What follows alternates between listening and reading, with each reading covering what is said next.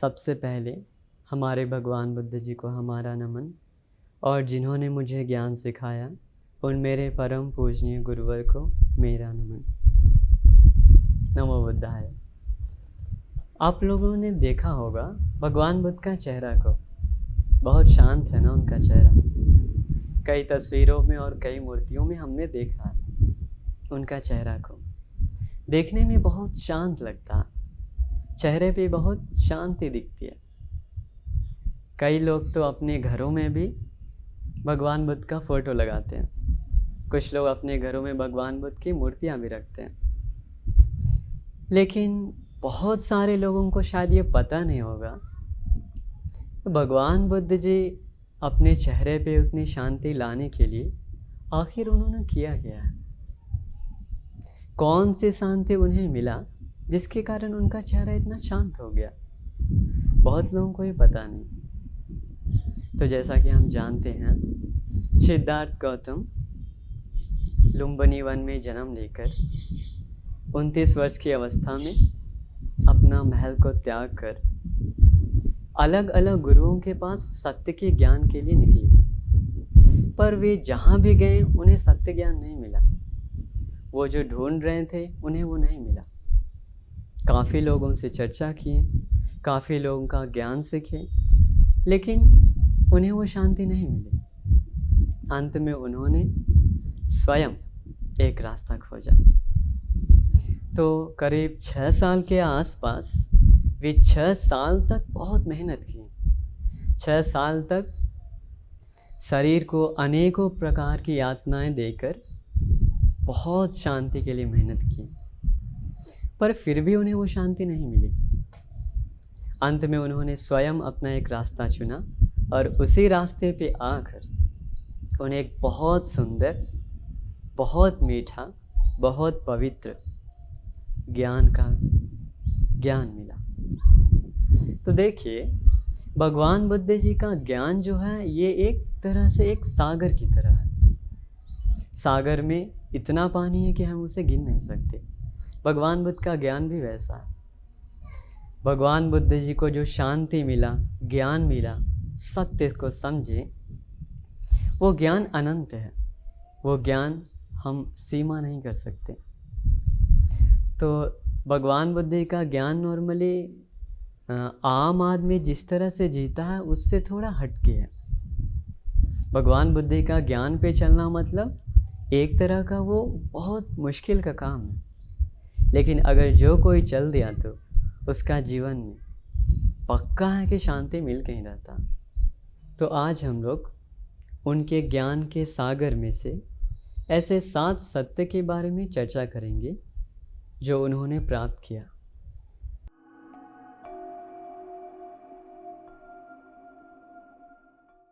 तो पहला सत्य है, आसक्ति दुख की ओर ले जाती है। अब एक पल सोचिए, आसक्ति मतलब क्या होता है। आसक्ति मतलब हम बिना सोचे समझे, बिना सत्य को देखे किसी चीज़ से अपना लगाव बना लेते हैं या उस चीज़ पे आसक्त हो जाते हैं। अब एक पल सोचिए, हम लोगों का जीवन में अगर सबसे ज़्यादा दुख किसी से मिलता है तो वो उस इंसान से मिलता है जिसके प्रति हमारा मन में ज़्यादा लगाव है, उससे ही हमें ज़्यादा दुख मिलता। तो दुख मिलने का कारण है आसक्ति। भगवान बुद्ध ने ये सत्य बताया। तो आसक्ति के बारे में समझने के लिए हम एक सुंदर उदाहरण सीखेंगे। एक बार एक गामनी नाम का आदमी भगवान बुद्ध के पास गया। जाकर भगवान बुद्ध से सवाल करता है, भगवान कृपा करके आप मुझे बताइए, ये जो जीवन में दुख उत्पन्न होता है इसका कारण क्या है, कैसे दुख उत्पन्न होता। भगवान बुद्ध बताते हैं, ठीक है गामनी, जवाब तुम ही दो, मैं तुमसे सवाल करता हूँ। भगवान बुद्ध पूछते हैं, गामनी तुम जिस गांव में रहते हो, इस श्रावस्ती गांव में, क्या इस गांव में ऐसे लोग हैं जिसे तकलीफ, कष्ट, परेशानी आने के बाद वो दुख दर्द तुम्हें भी मिलता हो? उसने बताया, जी भगवान, इस गांव में ऐसे कई लोग हैं, अगर उन्हें कोई कष्ट आया तो मुझे भी कष्ट होता है। भगवान बुद्ध फिर पूछते हैं, ठीक है गामनी, अब तो मुझे ये बताओ, क्या इस गांव में वैसे लोग भी हैं जिन्हें कोई कष्ट तकलीफ आने के बाद तुम्हें कुछ ना होता हो? उसने बताया, जी भगवान, ऐसे कई लोग हैं जिन्हें अगर कुछ भी हो गया तो उससे मुझे कोई प्रभाव नहीं पड़ता, मेरा जीवन में उससे कोई लेन देन नहीं। अब भगवान बुद्ध कहते हैं, गाँव में ये तो बहुत अजीब सा बात है। इसी गांव में कुछ लोग हैं, उन्हें कुछ कष्ट परेशानी आता है तो तुम्हें भी कष्ट आता है, और इसी गांव में कुछ लोग हैं जिन्हें कष्ट परेशानी आए तो तुम्हें वो कष्ट परेशानी नहीं आता, ऐसा क्यों? गामनी कहता है, भगवान, जिस लोगों के चलते मुझे कष्ट आता है उन लोगों के प्रति मेरे मन में प्रेम है, उनके प्रति मेरे मन में लगाव है, मैं उन पर आसक्त हूँ। भगवान बुद्ध जी कहते हैं, इसीलिए गाँव में तुम समझ लो, दुख उत्पन्न होने का कारण आसक्ति है, लगाव है, प्रेम है। इसके बाद गामनी भगवान बुद्ध जी को कहता है, भगवान बिल्कुल सच है, भगवान बुद्ध जी बिल्कुल सच है।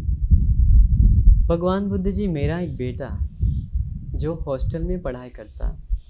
अपने बेटे का समाचार लेने के लिए मैं रोज़ अपने एक आदमी को उसके पास भेजता हूँ। अब वो आदमी जब मेरा बेटा का सवाल लेकर आता है, मेरा बेटा का वो समाचार लेकर आता है, तो मुझे सुनने के बाद बहुत सुकून मिलता है, बहुत शांति मिलती है। लेकिन भगवान बुद्ध जी कभी कभी वो समाचार लाने में देर कर देता है। देर करने के बाद मेरा मन में बहुत चिंता, बहुत फिक्र रहता, कहीं मेरा बेटा को कुछ हो तो नहीं गया ना। इस तरह मुझे बहुत दुख होता है। भगवान बुद्ध जी, आपने बिल्कुल सच बोला, दुख उत्पन्न होने का कारण आसक्ति है। भगवान बुद्ध जी कहते हैं, ठीक है गामनी, अगर तुम्हारा बेटा को कुछ हो गया तो, अगर वो मर गया तो तुम्हें क्या होगा?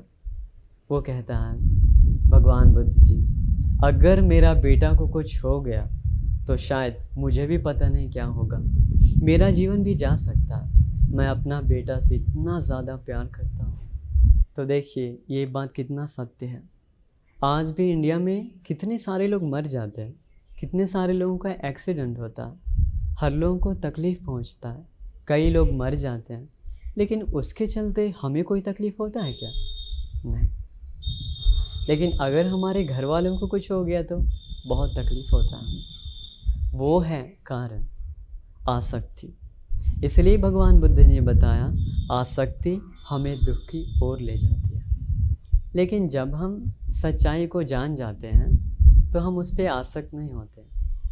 अगर हमारे जीवन में कोई दुख भी आए तो हमें कोई परेशानी नहीं होती है।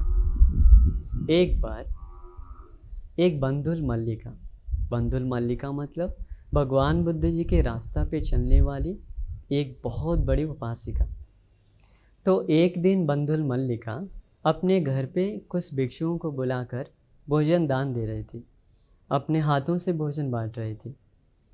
तभी अचानक से एक आदमी हड़बड़ा कर उसके घर में आया और बंधुल मल्लिका को एक संदेश दिया। बंधुल मल्लिका वो संदेश पढ़कर अपने कमर में रख ली।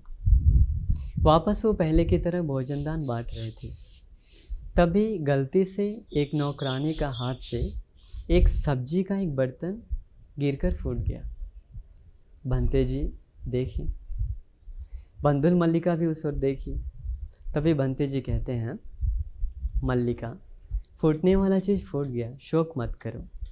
मल्लिका कहती है, जी बंते जी, फूटने वाला चीज़ फूट तो गया, लेकिन पढ़िए ये मेरा संदेश। ऐसा करके अपना संदेश बंते जी को दिखलाती है।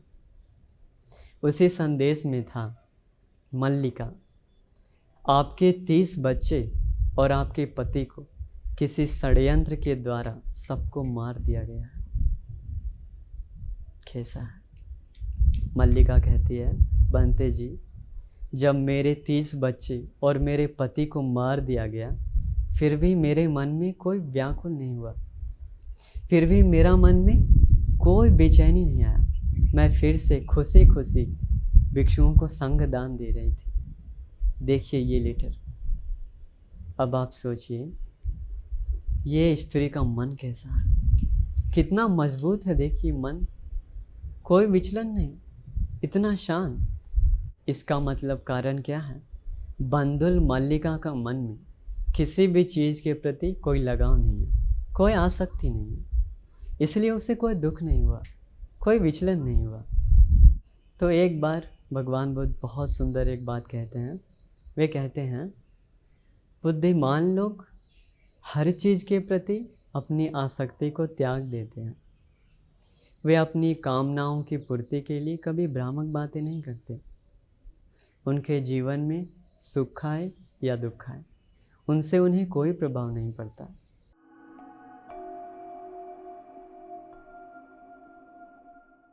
दूसरा सत्य है, इच्छा सही चीज़ की रखनी चाहिए। देखिए कितना ये भी बिल्कुल सत्य बात है।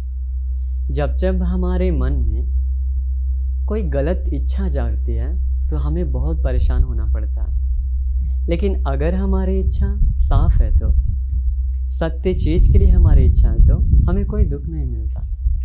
इसलिए इच्छा सही चीज़ की रखनी चाहिए। आम तौर पे हमारे मन में ऐसी इच्छा आती है, अगर हमें किसी चीज़ को पाने की इच्छा है तो वो चीज़ पाने के बाद भी हमें और इच्छा जागती है। तो फिर ऐसा इच्छा का मतलब क्या? क्यों ना हम कोई ऐसा इच्छा उत्पन्न करें जिसे पाने के बाद कभी वो इच्छा दोबारा आए ही ना। इसलिए भगवान बुद्ध जी ने बताया, इच्छा सही चीज़ की रखनी चाहिए, नहीं तो हमारे जीवन दुखों से भर जाता है। तो इसके लिए एक बेहद सुंदर उदाहरण है। भगवान बुद्ध जी के समय एक बंते जी थे जिनका नाम था नंद। नंद मतलब भगवान बुद्ध का सौतेला भाई। वो भी बाद में भिक्षु बन गया। तो भिक्षु बनने के बाद वो नंद भिक्षु सही से ध्यान साधना नहीं कर पाता है, क्योंकि जब भी वो ध्यान साधना में बैठता है तो मन बहुत विचलित होता है। तो हर भिक्षुओं के पास वो जाकर कहने लगा, सुनिए, मुझे चीवर पहनकर रहना बहुत मुश्किल है। मैं ये ब्रह्मचारी जीवन नहीं जी सकता, मुझे बहुत तकलीफ़ है, मुझे घर याद आ रहा। ऐसा बोलने के बाद सारे भिक्षुओं ने मिलकर उसे भगवान बुद्ध के पास ले गए। भगवान बुद्ध जी पूछते हैं, नंद, क्यों तुम ये चीवर पहनकर रहना नहीं चाहते? तुम्हें क्या तकलीफ़ है? नंद कहता है, भगवान बुद्ध, घर से आते वक्त मुझे मेरी पत्नी ने कहा था, नंद तुम जल्दी आना। तो उसका चेहरा मुझे बार बार याद आता है, इसलिए मुझे घर जाने का मन है। मुझे ये चीवर में रहने का कोई मन नहीं। भगवान कृपा करके मुझे घर जाने दीजिए। तो देखिए भगवान बुद्ध जी का प्रज्ञा। भगवान बुद्ध जी अपने ध्यान के बल से उसे दिव्य अप्सराएं दिखाते हैं, 500 दिव्य अप्सराएं। अभी नंद से पूछते हैं, नंद तुम मुझे अब ये बता, ये 500 दिव्य अप्सराएं सुंदर है या तो फिर तुम्हारी पुरानी पत्नी सुंदर है? नंद बनते कहता है, भगवान ये दिव्य अप्सराएं बहुत सुंदर है। भगवान मेरी पत्नी तो इसके सामने एक जली हुई बंदरी सी दिखती है। भगवान इसके सुंदरता के सामने मेरी पत्नी बहुत तुच्छ है। ये दिव्य अप्सराएं काफ़ी सुंदर है। भगवान बुद्ध कहते हैं, नंद मैं तुम्हें वादा करता हूँ, अगर तुम सही से ध्यान साधना किए, तुम मन लगाकर चीवर में रहे, तो मैं तुम्हें ऐसे 500 दिव्य अप्सराएं दूंगा।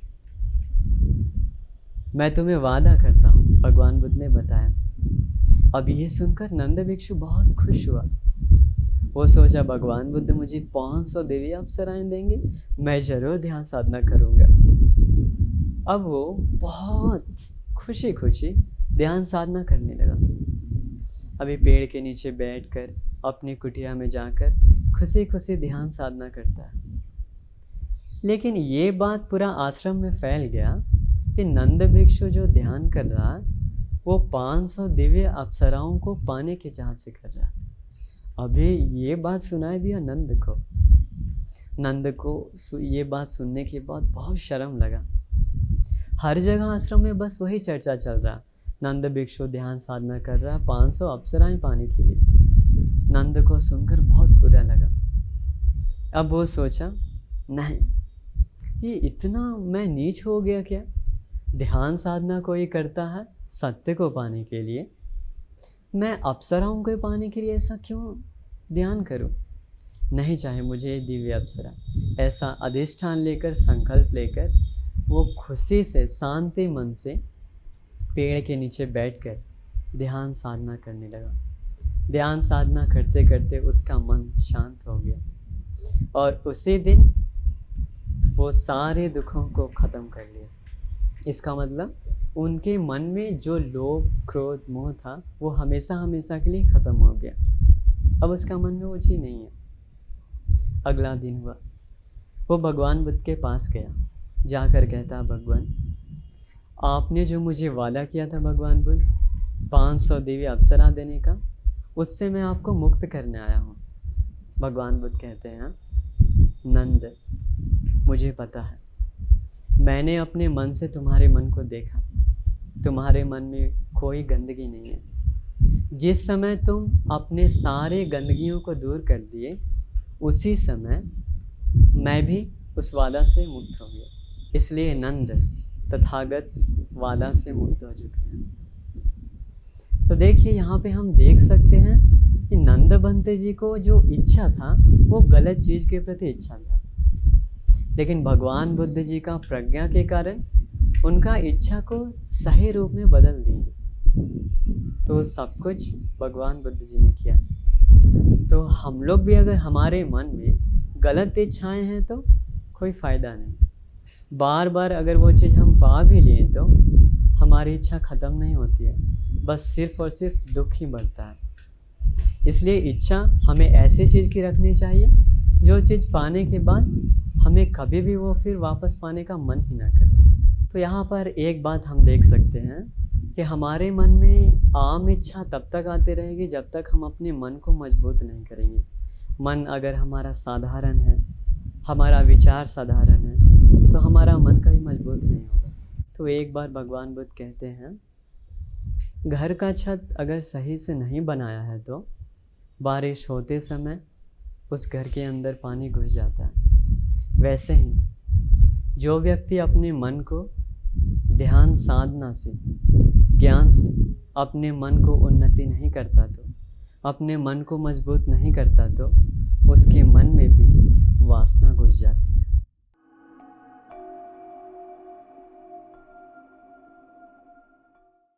तीसरा है, अच्छी संगति बहुत ज़रूरी है। तो भगवान बुद्ध जी हमेशा फोकस किए हैं एक संगति पर। जब तक हमें कोई अच्छी संगति ना मिले तो हमारा जीवन बर्बाद हो जाता। भगवान बुद्ध जी के कारण लोगों को अच्छी संगति मिला। इसलिए जीवन में बहुत ज़रूरी है संगति। आप भी आमतौर पे देखे होंगे, कई लोग हैं जो जिसका संगति बढ़िया है तो उन लोगों का जीवन भी सुंदर हो जाता है, लेकिन जिसका संगति बढ़िया नहीं है वो लोग का जीवन बर्बाद हो जाता है। इसलिए हमें ऐसे लोगों के साथ संगति करनी चाहिए जो लोग हमें मदद करते हों सत्य से। बाय द वे, कभी कभी अगर हमारे मन में कोई गुस्सा जागता है तो उस गुस्सा को दूर करने के लिए किसी ऐसे व्यक्ति के पास जाना चाहिए जो आपको मदद करे, जो आपको समझाए। या तो फिर आपका मन में कुछ गलत विचार आ रहा है तो उस गलत विचार को दूर करने के लिए अच्छे व्यक्तियों के पास जाना चाहिए। लेकिन अगर हम लोग कोई ख़राब लोगों के साथ रहें तो ये सारा मौका ख़त्म हो जाता है। वो लोग हमें सुधारने के बजाय बिगाड़ देते हैं, ज़िंदगी उन्नति करने के बजाय ज़िंदगी पतन कर देते हैं। कभी कभी हम अच्छे लोग ढूंढते हैं पर हमें मिलता नहीं। भगवान बुद्ध जी बताएं, अगर अच्छे लोग ना मिले तो अकेले रहना चाहिए। उसके लिए एक सुंदर एक बात बताते हैं भगवान बुद्ध। जिस तरह हाथी राजा अपने हाथियों को झुंड को छोड़कर जंगल में जैसे अकेले रहता है, वैसे ही बुद्धिमान आदमी अकेले रहना चाहिए। क्योंकि अकेले रहना बहुत श्रेष्ठ है। अकेले रहने से पाप भी नहीं होता, इसलिए बुद्धिमान आदमी अकेले रहना चाहिए।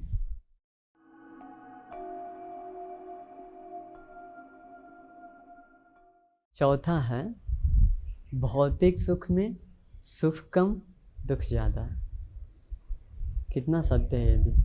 देखिए, हम लोग अपना अपना जीवन में देखें तो हर लोग ये भौतिक सुख पाने के लिए कितना मेहनत करते हैं। आप कभी कभी गौर कीजिएगा, अपने खिड़की से देखिएगा बाहर, कभी कोई रास्ते पर, हमेशा रास्ते पे गाड़ी इधर उधर जाते आती रहती है। इसका मतलब हर लोग अपने जीवन के पीछे दौड़ते रहते हैं। किस लिए? भौतिक सुख को पाने के लिए। उतना छोड़ दीजिए, हम लोग अपने माँ पिताजी के बारे में सोचेंगे। माँ पिताजी कितने मेहनत करते हैं ये घर बनाने के लिए, ना जाने उन लोगों को कितना तकलीफ़ सहना पड़ा होगा, तब जाकर थोड़ा बहुत सुख मिला है। हर लोगों का जीवन में वैसा है, सभी लोगों का जीवन वैसा। हर लोगों का जीवन हमें ऊपर से दिखता है, बहुत सुख है, बहुत अमीर है, लेकिन वो जो उसके लिए मेहनत किया उसे कोई नहीं देखता। अभी देखते हैं हम लोग अपने अपने घर का काम करते हैं, काम करते करते कितना परेशानी है। देखिए, कोई लोग ऑफिस में जाते हैं, ऑफिस में सिर्फ जाकर बैठने से नहीं होता, खेत में भी गया तो सिर्फ खेत में बैठने से कुछ नहीं होता, मेहनत करना पड़ता। और उस मेहनत करते समय मन में कितना तकलीफ़ आता है। दिक्कत क्या है? ये भौतिक सुख पाने के लिए हमें 3 तरह से दुख झेलना पड़ता है। सबसे पहले, वो भौतिक सुख को पाने के लिए बहुत मेहनत करना पड़ता है। हमेशा मन में बहुत अलग अलग टेंशन, चिंता, कैसे हम वो काम करेंगे, मुझे कितना समय लगेगा, कितना उसके लिए मेहनत करना पड़ेगा, ऐसे मन में बहुत तकलीफ़ होता है। दूसरा, अगर वो भौतिक सुख हमें मिल भी गया तो उसे संभाल कर रखने का दुख, कितना बड़ा दुख है वो। कभी कभी वो हम संभाल भी पाते हैं, लेकिन अंदर से एक और डर रहता है मन में, कहीं ये हमारा सुख संपत्ति हमसे कोई छीन ना ले, कहीं हम घाटा में ना चले जाएं। वो दुख भी होता है खोने का। इसलिए भौतिक सुख पाने के लिए एक तो पाने का दुख, संभालने का दुख, तीसरा खोने का दुख। भौतिक सुख के बारे में भगवान बुद्ध ने एक बहुत सुंदर उदाहरण दिया। भौतिक सुख को भगवान बुद्ध हड्डी की तरह बताएं, सुख है हड्डी की तरह। आपने अक्सर देखा होगा कुत्ता हमेशा हड्डी चबाना बहुत पसंद है, लेकिन असल में देखें तो हड्डी में कोई रस नहीं है, कोई स्वाद नहीं है, फिर भी कुत्ता बहुत पसंद है हड्डी चबाना। क्यों? क्योंकि जब वो कुत्ता हड्डी चबाता है तो उस हड्डी का रगड़ से उसके मसूड़ों से खून आता है, कुत्ता उसी खून को पीता। कुत्ते को लगता ये खून इस हड्डी के अंदर से आ रहा है, लेकिन असल में वो खून उसका अपना ही होता है। ये है सत्य। आम इंसान भौतिक सुख को सुख जैसा मानता है, उसे लगता है कि इसमें बहुत सुख है, बहुत मज़ा है, लेकिन एक तरह से वो घाव हमारा ही घाव बनता है। वो हम अपनी इंद्रियों को तृप्त करने के लिए अपने ही शरीर को कष्ट देते हैं। ये है सत्य। अगर कोई ऐसा कहे कि हम अपने सुख को पाने के लिए अपना ही खून पी रहे हैं, तो वो भी कोई गलत बात नहीं है, वो भी सत्य है। देखिए, भगवान बुद्ध ने कितना सत्य बताया। इसीलिए ये भौतिक सुख में सुख कम है, दुख ज़्यादा है। आज भी दुनिया में ऐसे बहुत लोग हैं जो लोग हमेशा कहते रहते हैं, हमें बहुत चिंता है, मेरा जीवन में बहुत दुख है, बहुत स्ट्रेस फील होता है, बहुत परेशानी है जीवन में। ऐसा बोल बोल कर परेशान में रहते हैं, तो परेशानी तो होगा ही ना। जब तक हम सत्य को समझेंगे नहीं, तो परेशानी तो होना आम सा बात है। इसलिए ये सत्य को समझना चाहिए। इसे समझने के लिए भगवान बुद्ध एक सुंदर बात कहते हैं। भगवान बुद्ध कहते हैं, जो व्यक्ति हमेशा सुखद चीज़ों पे अपना ध्यान आकर्षित करता है, जिसकी इंद्रियां शांत नहीं है, जो भोजन का अर्थ को भी नहीं समझता और जो हमेशा आलसी होता है, मार उसे वैसे ही गिरा देता है जैसे तूफान एक कमज़ोर पेड़ को गिरा देता है।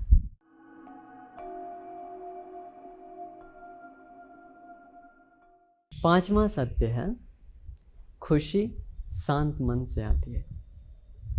कितना सत्य है ना ये। जब तक हमारे मन में खुशी नहीं है तो हमें कोई शांति भी नहीं है। तो खुशी हमारे मन में कब जागती है? जब हमारे मन से क्रोध मिट जाता है, जब हमारे मन से मन की सारी गंदगी खत्म हो जाता है, तब हमारे मन में बहुत शांति मिलती है। इसे समझना है तो एक कहानी के माध्यम से समझिए। भगवान बुद्ध के समय एक बंते जी थे जिनका नाम भद्दी। वो बंते जी एक दिन एक पेड़ के नीचे बैठकर ध्यान कर रहे थे। अचानक उनका मुख से निकल रहा था, वाह क्या सुख है, वाह क्या सुख है। अभी वो ध्यान करते समय भी यही वचन बोलते हैं, और अपना रूम में भी जाते हैं, कुटिया में भी जाते हैं तो यही वचन बोलते हैं। हर जगह वो बस यही बोलते हैं, वाह क्या सुख है, वाह क्या सुख है। अभी बहुत सारे भिक्षुओं को ये बात सुनाई दिया। सारे बंते लोग सोचे, ज़रूर ये भिक्षु को कोई प्रॉब्लम लगता है इसे अपना पुराना ज़िंदगी याद आ रहा। क्योंकि बात क्या था, वो भिक्षु बनने से पहले असल में वो एक राजा था। तो राजा अपना सारा राजपाट त्याग कर वो भिक्षु बना था। अभी भिक्षु बनकर वो ध्यान करता है। तो बाकी भिक्षुओं ने सोचा, ये भिक्षु जब भी बैठता है तो शायद इसे अपना राजा समय का सुख याद आता होगा, इसलिए ऐसा बोलता है। सारे भिक्षु जाकर भगवान बुद्ध को बताया, भगवान वो जो भद्दी नाम का भिक्षु है, लगता है उसे बहुत बड़ा परेशान है, लगता है वो जीवन में नहीं रहना चाहता, उसे लगता है राजपाट याद आ रहा है पूरा पहले जीवन का। भगवान बुद्ध बुलाकर पूछते हैं, भिक्षु क्या ये बात सच है कि तुम्हें राजपाट का ज़िंदगी याद आ रहा? वो कहता है, भगवान ऐसा बात नहीं है। भगवान मुझे याद है जब मैं राजा था तो राजा रहते समय मेरे महल के अंदर, मेरे कमरे के अंदर बहुत सारे सैनिक होते थे। मेरे कमरे के बाहर भी बहुत सारे सैनिक होते थे। मेरे राज्य में बहुत सारे सैनिक होते थे। तो उन सारे सैनिकों का सिर्फ एक काम था, वो है मेरी सुरक्षा। भगवान इतने सारे सुरक्षा होने के बावजूद भी पता नहीं मेरे मन में एक अलग सा डर रहता था। हमेशा मेरे मन में डर रहता था, कहीं कोई आकर मुझे मार ना दे, कहीं मुझे कोई आकर कोई कष्ट ना दे। लेकिन भगवान अब मैं जब भी एक पेड़ के नीचे जाता हूँ तो मुझे बहुत सुकून मिलता है, बहुत शांति मिलता है। भगवान ये सुकून और शांति पाने के कारण ही मेरे मुख से निकलता है, वाह क्या सुख है, क्या सुख है। तो देखिए यहाँ पे हम देख सकते हैं कि भौतिक सुख अगर हमारे पास चाहे जितना भी हो, लेकिन अगर हमारा मन शांत नहीं है तो हमें वो शांति नहीं मिलती, हमें खुशी नहीं आती। इसलिए भगवान बुद्ध मन खुश रखने के बारे में एक बहुत सुंदर एक बात बताए हैं। वे कहते हैं, दुनिया में जितने प्राणी हैं सभी प्राणियों पर अपने मन में मैत्री फैलाना चाहिए, मतलब दया फैलानी चाहिए, करुणा फैलानी चाहिए। अब देखिए दुनिया में कितने सारे प्राणी हैं, अलग अलग इंसान, अलग अलग जानवर, पशु पक्षी। भगवान बुद्ध कहते हैं सब पे दया फैलाने के लिए, सब पे हम दया फैलाएंगे तो हमारे मन में मैत्री जागता है। मैत्री हम जितना बढ़ाएंगे उतना मन में खुशी जागता है, और उसी खुशी से हमें शांति भी मिलती है। तो देखिए भगवान बुद्ध के रास्ते पे अगर कोई चलता है तो उसे हत्या करना मना होता है, चोरी करना मना होता है, किसी के साथ कोई दुष्कर्म करना मना होता, झूठ बोलना, नशा करना, ये सब मना होता। आप एक बात गौर करिए, अगर किसी का दिल में मैत्री है तो, दया है तो क्या कभी वो किसी की हत्या करेगा, किसी का सामान चोरी करेगा, किसी के साथ दुष्कर्म करेगा, कभी झूठ बोलेगा?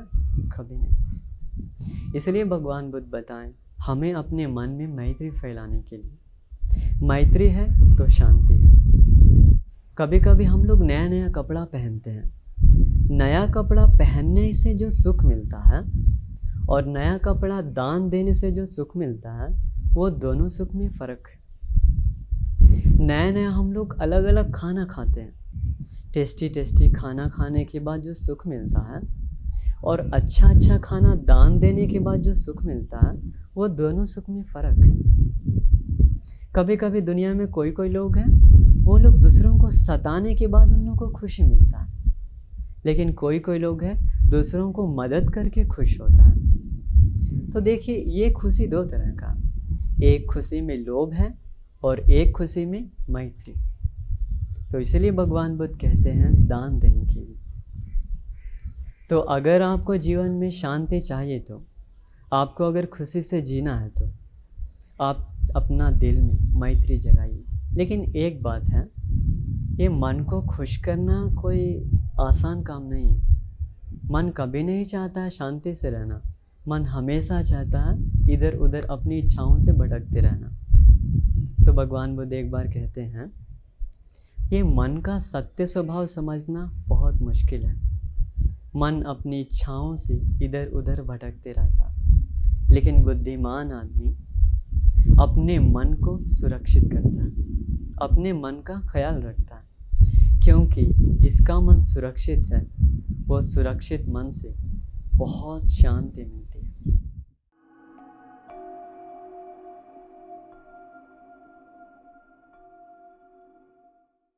छठा है, छोटे समय की बुराई का लंबे समय तक परिणाम होता है। मतलब कर्म के बारे में।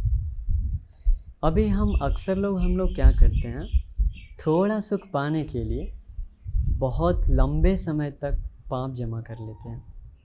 अपनी इंद्रियों को तृप्त करने के लिए हमेशा हम गलत निर्णय लेते हैं। उसी गलत निर्णय से हमारे जीवन में पाप जमा हो जाता है। तो कर्म और कर्म के फल के बारे में हम लोग अच्छा से जानना चाहिए। ऐसा कोई भी कर्म नहीं है जिसका फल नहीं मिलता, हर कर्म का फल मिलता। एक बार भगवान बुद्ध कहते हैं, या दिशं वपते बीजं ता दिशं हरते फलम। हम जिस तरह का बीज बोते हैं वैसा फसल काटते हैं। मतलब अगर हम अपना शरीर मन वाणी से कोई अच्छा कर्म करते हैं तो उसका फल भी अच्छा होता है। लेकिन अगर हम ये तीनों चीज़ से कोई गलत कर्म करते हैं तो उसका फल भी बहुत बुरा होता है। इसीलिए कर्म करते समय बहुत ध्यान देना चाहिए, क्योंकि अल्प सुख पाने के लिए हम अपने शरीर को कोई गलत जगह पे नहीं लगाना चाहिए, नहीं तो उसका परिणाम काफ़ी लंबे समय तक भोगना पड़ता है। कभी कभी होता क्या है, हम अपनी खुशी के लिए दूसरों की खुशियाँ छीन लेते हैं। हमें लगता है इससे हमें बहुत सुख मिलेगा, खुशी मिलेगा, लेकिन वो हमारा एक कर्म बन जाता है। कर्म मतलब ऐसा है, एक दिन बहुत सारे लड़के लोग मिलकर एक सांप को बहुत सता रहे थे, मारने जा रहे थे। भगवान बुद्ध ने देखा, भगवान बुद्ध उसके पास गए। भगवान बुद्ध ने पूछा, बच्चों तुम लोग इस सांप को क्यों मार रहे हो, क्यों सता रहे हो? लड़कों ने बताया, भगवान ये सांप है, अगर इसे हम ना मारे तो ये हमें डस लेगा, हम मर जाएंगे इसकी वजह से। भगवान बुद्ध ने बताया, ऐसा मत करो। सारे प्राणी सुख पसंद है, सभी लोग सुख से जीना पसंद है, इसलिए कभी भी अपनी खुशी के लिए दूसरों को तकलीफ मत दो। हर लोग सुख से जीना पसंद करता। देखिए ये बात कितना सत्य है। यही बात को नहीं समझने के कारण काफ़ी लोग आज दुनिया में पाप करते हैं, लेकिन उसे पता नहीं वो पाप का फल उसे वापस मिलता है। एक बार भगवान बुद्ध कहते हैं, पाप करने वालों को जब तक उसका पाप का फल नहीं मिलता है, तब तक वो पाप कर्म उसे बहुत बढ़िया लगता है, बहुत अच्छा लगता है, बहुत प्यारा लगता है। लेकिन जैसे ही उसका पाप का फल मिलना शुरू होता, तब उसे पता चलता है, तब उसे असलियत समझ में आता है, अरे ये है पाप का फल।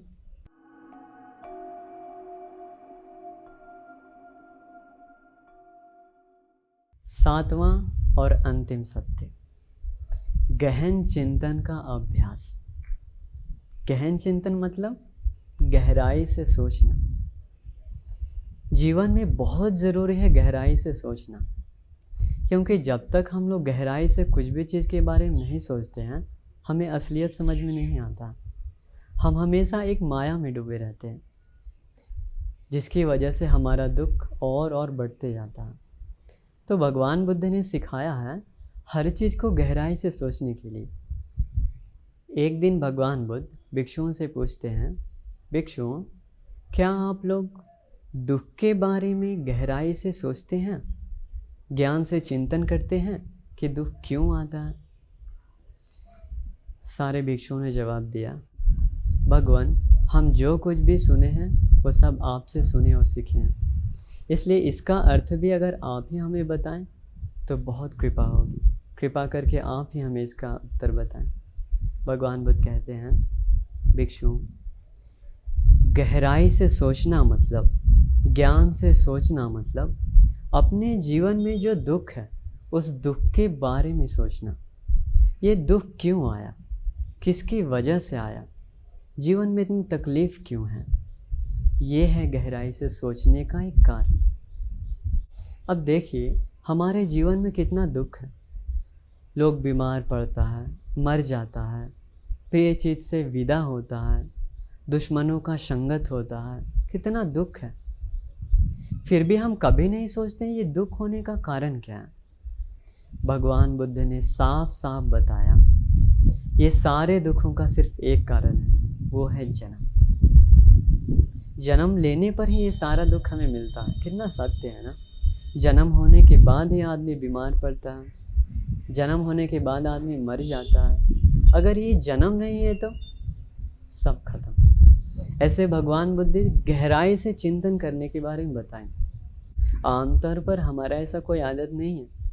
हमें अगर हम ऐसा करने जाएं तो हमारा मन में बहुत पीड़ा सा लगता है, लेकिन वो गलत है। सत्य को समझने के लिए गहराई तक जाना होता। अब आपने सुना होगा न्यूटन के बारे में। न्यूटन ने क्या किया, पेड़ से जब सेब गिरा तो वो सेब को उठाकर सोचने लगा, ये धरती पे ही क्यों गिरा ये सेब, क्यों ये आसमान में क्यों नहीं गया। उसे पता चल गया कॉज और इफ़ेक्ट। भगवान बुद्ध जी का रास्ता भी वैसा है। भगवान बुद्ध जी का रास्ता में पूरा साफ साफ बताया गया है कारण और प्रभाव के बारे में। दुनिया में कुछ भी हो रहा तो उसका एक कारण है, बिना कारण से कुछ भी नहीं होता। तो दुख का कारण है जन्म। जन्म से फिर भगवान बुद्ध जी और बहुत सुंदर से एक्सप्लेन करते हैं, पूरा दुख का कारण है अविद्या। वो सब कुछ गहराई चिंतन से उनको मिला। आप लोग सुने होंगे पटिच्च समुत्पाद।